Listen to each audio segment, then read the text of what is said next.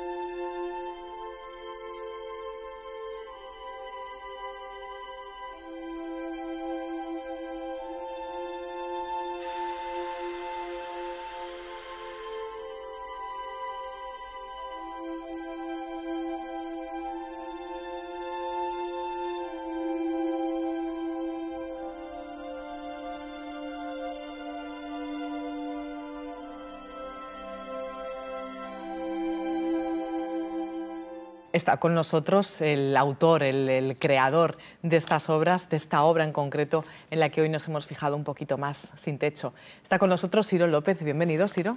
Muy buenas, gracias. Estoy encantada de que estés una vez más, porque has seguido desde que nos veíamos, ¿qué era? ¿3 años? Así, dos años, ¿verdad? Desde que estabas aquí con nosotros en aquella ocasión y bueno, pues has seguido creando, has seguido haciendo cosas. Y yo recuerdo que ya estabas yo creo que ya estaba terminado y ya lo estabas moviendo, este proyecto relacionado con los derechos humanos y demás, pero no tuvimos ocasión de detenernos un poquito. A mí me apetece mucho hablar de esa relación que hay entre arte, derechos humanos, esa labor de concienciación, de denuncia, de expresar una realidad a través del arte. Así que vamos con ello, Siro, si te parece. Pues muy bien. Háblanos un poquito de esta obra que hemos querido presentar así en el programa Sin techo. Sí, en realidad para mí cada cuadro es un proceso de creación, es al final como un hijo, ¿no? Alguien que desde dentro esa necesidad de expresar lo que te enamora o lo que te quita el sueño, ¿no? Muchas veces uno no sabe muy bien qué, y sí sentía la necesidad de expresar vitalmente algo que yo creo que nos tendría que llenar de vergüenza, ¿no? El que determinadas personas mayores al final de su vida te echen de casa o te encuentres en la más absoluta soledad o en el sinsentido del abandono.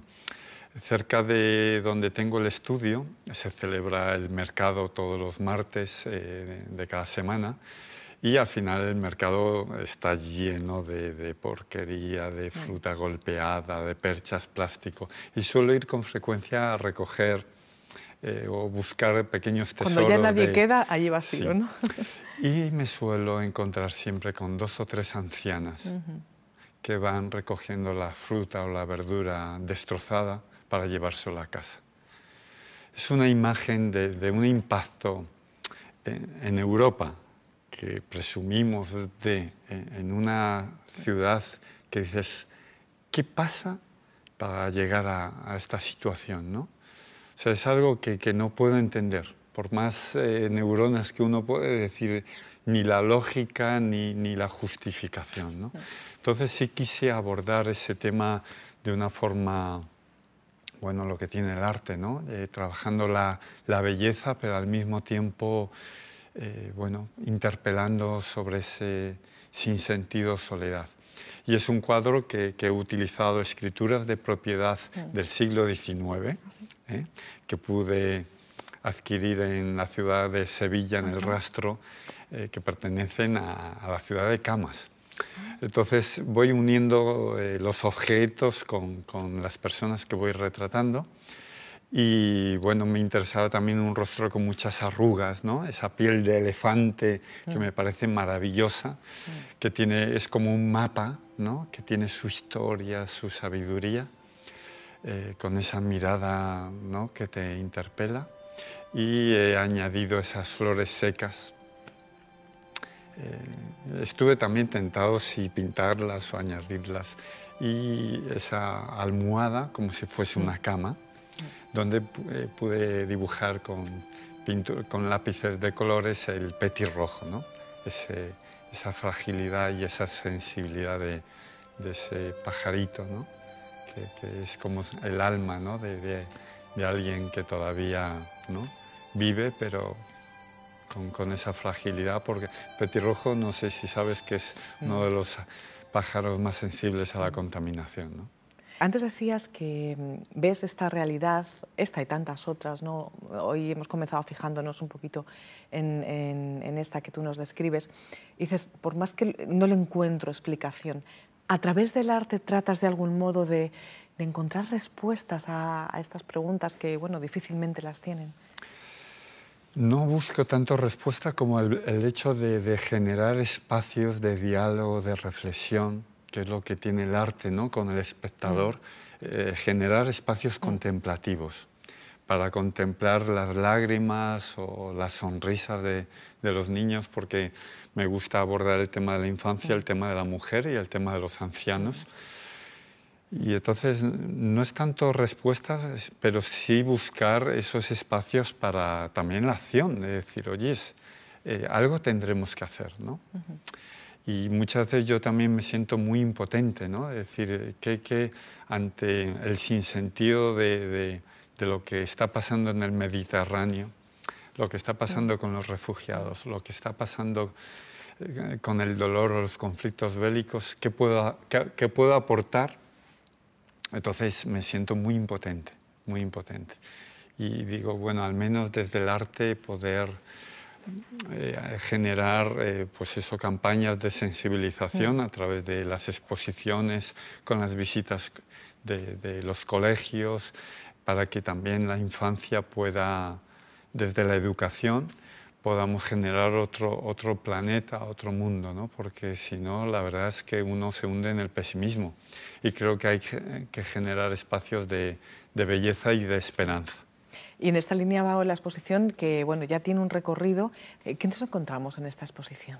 Es una exposición de pintura, una técnica de hiperrealismo que para mí es lo de menos, pero es verdad que no pinto en lienzo, sino que pinto en material de desecho. ¿Por qué? Permíteme un paréntesis. ¿Por qué en material de desecho? Porque tú vas los martes a ese mercadillo a recoger lo que nadie ha querido ya, lo que ya no sirve, lo que va a ir a la basura. Sí. ¿Por qué material de desecho? De hecho, la gente me puede ver buscando en los contenedores. Sí. Y bueno, pues es que primero son objetos que me atraen poderosamente. El hierro oxidado, la madera con carcoma. No lo puedo explicar, pero es una atracción estética muy poderosa, la madera, ¿no? El olor. Y son objetos que han tenido su historia, que han contribuido, han dado un servicio y sin embargo no se sabe muy bien por qué, un momento determinado alguien lo tira. Y me parece al mismo tiempo, digo, wow, qué fuerte, ¿no? Esa sociedad de consumo que usa y desecha, ¿no? Usar y tirar. Y creo que tiene mucha más fuerza cuando pinto un rostro sobre esos objetos que si lo pinto sobre un lienzo. Y suelo unir las historias de las personas con las historias del objeto. Y claro, acaba teniendo una fuerza expresiva bestial, ¿no? Y esos objetos nos los vamos a encontrar con nueva vida, podríamos decir, en esta exposición, ¿no? Claro, porque al final acaban convirtiéndose en obras de arte. Es un poco también el concepto de resiliencia, ¿no? Personas que muchas veces se han sentido agredidas, frágiles, vulneradas, y pues resulta que ha habido pues, un hecho, un acontecimiento afectivo o de hundimiento que les ha impulsado para, desde esa fuerza interior, renacer rehacer su vida y poder decir, bueno, pues incluso desde una situación de dolor, poder contribuir al bien de los otros y también a mi dignidad, ¿no? Y creo que en este caso el arte de la vida pues tiene mucho que hacer y tiene mucho que enseñarnos. Esa creatividad se habla mucho entre los artistas, bueno, se habla mucho, quiero decir, incluso forma parte, obviamente, del mito de las musas, ¿no? De la inspiración, de dónde llega esa creatividad ante esas situaciones y con esos materiales que utilizas, Siro, ¿de dónde sale? En mi caso, los puntos de conexión son muy variados. Puede ser una conversación como la que estamos teniendo, o tomando un café con amigos o desconocidos, o un viaje en tren. O sea, para mí las personas tienen mucho de inspiración. Creo que me debo a ellas, pero también muchas veces es muy fortuito. Puede ser una imagen, un tuit, en las redes sociales, una película, un rincón que me encuentro en la acera, que de repente me ayuda a conectar. Pero la noche también me sorprende porque hay veces que me despierto a las 4 o 5 de la madrugada con una idea que yo ni tan siquiera había bocetado. O sea, no había hecho un boceto de decir estoy obsesionado con eso y me pregunto cómo mi cerebro ha podido generar esta imagen que yo no he generado. O sea, yo anteriormente no es que haya... habías hecho, claro. Y te das cuenta que el cerebro sigue trabajando en esa obsesión de poder expresar algo que me preocupa. Y va haciendo conexiones de lo que voy bebiendo día tras día. Pero es verdad que la creatividad tiene sus técnicas, se aprende, se trabaja y te tiene que pillar trabajando día y noche, ¿no? Entonces eso es un esfuerzo constante, pero muy placentero, la verdad. Dices que te he oído en alguna ocasión que un lápiz es un instrumento de alta tecnología. Sí, creo que en este sentido todos tenemos esa herramienta, un lápiz, que podemos dibujar un edificio, escribir un poema, diseñar, escribir el guión de una película. Se puede hacer absolutamente todo con un lápiz, igual que con estos aparatos que llevamos en los bolsillos. Son herramientas increíblemente maravillosas. Todos tenemos ambas herramientas. La única diferencia es la persona, ¿no? ¿Qué decidimos hacer? Imagínate con esta robótica que ya está, que es presente y que nos llega. Por eso es tan importante la educación. Las nuevas generaciones, ¿qué mundo queremos? Y en esto vamos a tener que empaparnos de muchísima filosofía, de muchísima espiritualidad, de muchísimo diálogo, de muchísima ternura, para resolver los conflictos del planeta con mucha creatividad. A ti te preocupa mucho precisamente el tema de la educación, ¿no? Decías que además uno de tus ideas que más trabajas es el tema de los niños. Y el tema de la educación yo creo que te motiva mucho y te implicas mucho en este tema, incluso en las exposiciones, ¿no? O sea, las haces también de manera que integres a todos los espectadores y de un modo especial a los niños, ¿no? Que lleguen a conocer esta realidad que nos rodea a través de la belleza. En la educación, sobre todo, porque no solo niños, porque todos estamos aprendiendo durante toda la vida. No dejamos de aprender. Y no perder esa actitud de decir, incluso estés donde estés, por mucho que creas que sabes, vas a tener que deshacer, desprenderte, vaciarte y volver a beber del aprendizaje. Y la pregunta es, ¿quién aprende de quién? Sí, ¿no?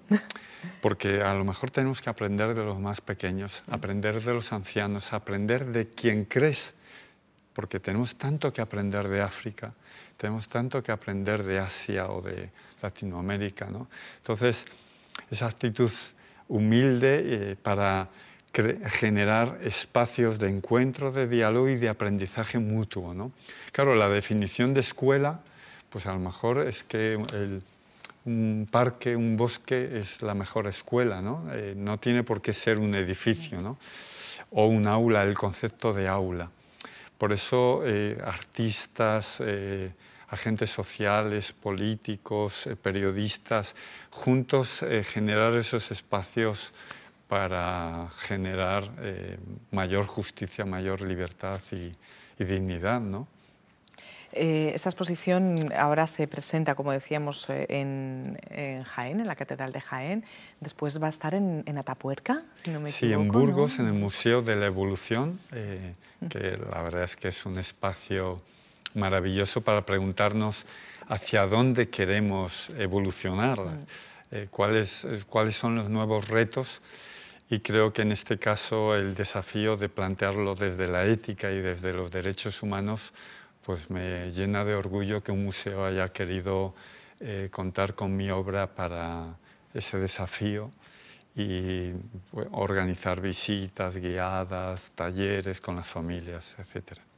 De verdad merece la pena si ustedes tienen ocasión, antes en Jaén, después en Burgos, en cualquier otro lugar, porque esta exposición es itinerante, no es una exposición que tú quieres que esté en distintos lugares, pues merece la pena acercarnos a ese arte, acercarnos, diría yo, Siro, a la belleza, porque tú encuentras belleza en lo que otros desechan, tanto material como humanamente, y esto es muy duro decirlo.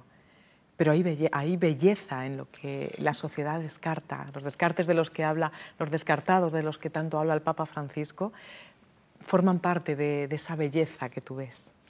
La vida, al menos personalmente, siempre me ha sorprendido muchísimo, me ha dado tortazos, ¿no? Y cuando me he encontrado personas que otro hubiese considerado, bueno, hubiese relativizado su valor, dices, madre mía, ¿no? Cuánto uno tendría que aprender en el sentido de la acogida, hospitalidad, en generosidad, en esa capacidad para escuchar. O sea, yo en ese sentido he de agradecerle también a la vida porque he aprendido tanto de tantas personas con nombre y apellido, pero que son anónimas en los más media, ¿no? Y creo que en ese sentido hay una belleza, incluso desde la enfermedad, ¿no? Desde el desprecio, pues hay una dignidad que no puede permanecer oculta, pero vaya si la hay, vaya si la hay. En las cárceles. Claro, he tenido oportunidad de trabajar en muchísimas cárceles por el tema del mimo, ¿no? En campos de refugiados, en situaciones difíciles, en hospitales, y te das cuenta que, ¡buah! Cómo cambia, ¿no? Conocer el otro lado es increíblemente maravilloso. Y sí, la belleza, con mayúsculas. Con mayúsculas, efectivamente. Yo te agradezco que sepas captar esa belleza y que contribuyas a esa belleza a través de tu arte y ahora pues nos lo muestres, lo compartas con generosidad con tantas personas que bueno, podamos acercarnos a tu obra, en este caso a través de esta exposición o de tantas otras maneras. Siro López, como siempre, un gusto. Gracias. Muchísimas gracias. Y gracias por abrirnos las puertas de tu estudio, de esa parte de intimidad. Muchas gracias. Muchísimas gracias a vosotros.